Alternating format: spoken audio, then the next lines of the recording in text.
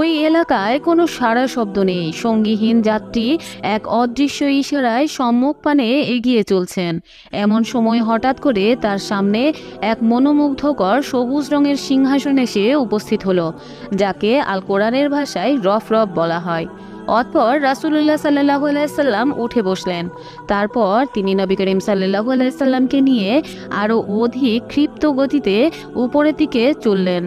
এই সফরে তিনি আল্লাহর অনেক নিদর্শন দেখলেন, বিশাল বিশাল এলাকা অতিক্রম করলেন এবং বিরাট বিরাট ফেরেশতাদেরকে বিভিন্ন দায়িত্বে নিয়োজিত দেখলেন। এক পর্যায়ে তিনি এক জায়গায় গিয়ে দেখলেন এক দীর্ঘদেহী আকৃতি বিশিষ্ট একজন ফেরেশতা একটি চেয়ারে বসে আছেন। তার হাতে রয়েছে একটি নূরের ফলক, আর পাশে একটি বিরাট গাছ, যাকে বলা হয় শাজারাতুল ইয়াকিন। এর প্রতিটি পাতায় দুনিয়াবাসীদের এক একজনের নাম ঠিকানা লিপিবদ্ধ রয়েছে। তিনি একাগ্রচিত্তে তার হাতের ফলকটি দেখছেন এবং একটু পর পর গাছের পাতার দিকে তাকাচ্ছেন।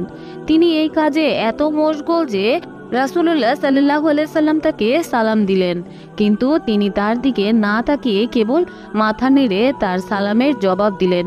একটু পরে কি যেন ভেবে মাথা উঠালেন। তার চেহারা দেখে নবী করিম সাল্লাল্লাহু আলাইহি সাল্লাম কিছুটা ভীত হয়ে পড়লেন। আসলে উনি হলেন হযরত আজরাইল আলাইহিস সালাম। হযরত আজরাইল আলাইহিস সালাম নবী করিম সাল্লাল্লাহু আলাইহি সাল্লামকে অভিনন্দন জানালেন এবং বললেন, আপনার মেরাজ শুভ হোক। এই সফর আপনার এবং আপনার উম্মতের জন্য কল্যাণকর হোক। আজরাইল আলাইহিস সালামের এমন সুন্দর আচরণ দেখে রাসূলুল্লাহ সাল্লাল্লাহু আলাইহি সাল্লামের ভয় কেটে গেল। তাই তিনি জিজ্ঞাসা করলেন, আপনি একা গোটা পৃথিবীর সকল প্রাণীর জান কিভাবে কবজ করেন? তখন আজরাইল আলাইহিস সালাম বললেন, ইয়া রাসূলুল্লাহ, আমার হাতে যে ফলকটি দেখছেন এতে সমস্ত মানুষের নাম ঠিকানা লিখিত রয়েছে। ঠিক তেমনিভাবে গাছের প্রতিটি পাতায় পাতায় অনুরূপ নাম ঠিকানা লেখা রয়েছে। যখন কারোর মৃত্যুর সময় হয় তখন তার নামের পাতাটি ধীরে ধীরে হলুদ বর্ণ ধারণ করতে থাকে। এমন সময় তাকে তার নিজের দায়িত্বে নিয়োজিত করা ফেরেশতা রিজিক পৌঁছে দেন। এক পর্যায়ে পাতা শুকিয়ে ঝরে পড়লে তখন আমি এই ফলক থেকে তার নাম মুছে ফেলি এবং তার রূহ কবজ করি। ইয়া রাসূলুল্লাহ, আপনার সামনে একটি থালার মাঝে যদি কতগুলো পিঁপড়া থাকে, তখন আপনি যেভাবে যেখান থেকে ইচ্ছা যে কয়টা ইচ্ছা মারতে পারেন, ঠিক তেমনি গোটা পৃথিবী আমার সামনে একটা থালার মতন।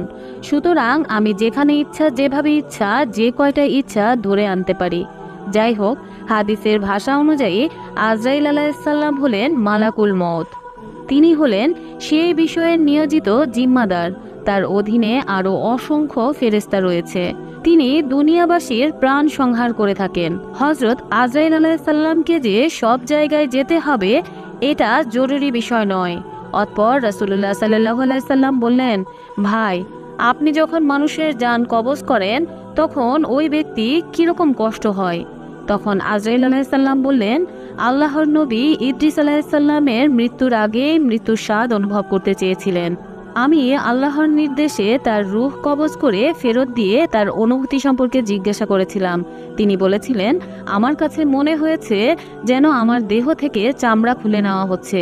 তখন আমি বললাম, আল্লাহর শপথ, আপনার চেয়ে সহজ করে আজ পর্যন্ত আমি কারোর রূহ কবজ করিনি। এ কথা শুনে রাসূলুল্লাহ সাল্লাল্লাহু আলাইহি সাল্লাম বিচলিত হয়ে উঠলেন, চিন্তিত হলেন উম্মতের কথা মনে করে। তখন আজরাইল আলাইহিস সালাম বললেন, ইয়া রাসূলুল্লাহ, আপনার উম্মতের মাঝে যারা নেককার দিনদার তাদেরকে এমনভাবে কবজ করার নির্দেশ আমাকে দেওয়া হয়েছে যেমন বাচ্চা তার মায়ের কোলে দুধ খেতে খেতে ঘুমিয়ে যায়, কিছুই সে টের পায় না। আপনার নেককার উম্মতের অবস্থা ঠিক এমনই হবে। অতঃপর নবী করিম সাল্লাল্লাহু আলাইহি সাল্লাম আরও উপরে উঠতে লাগলেন।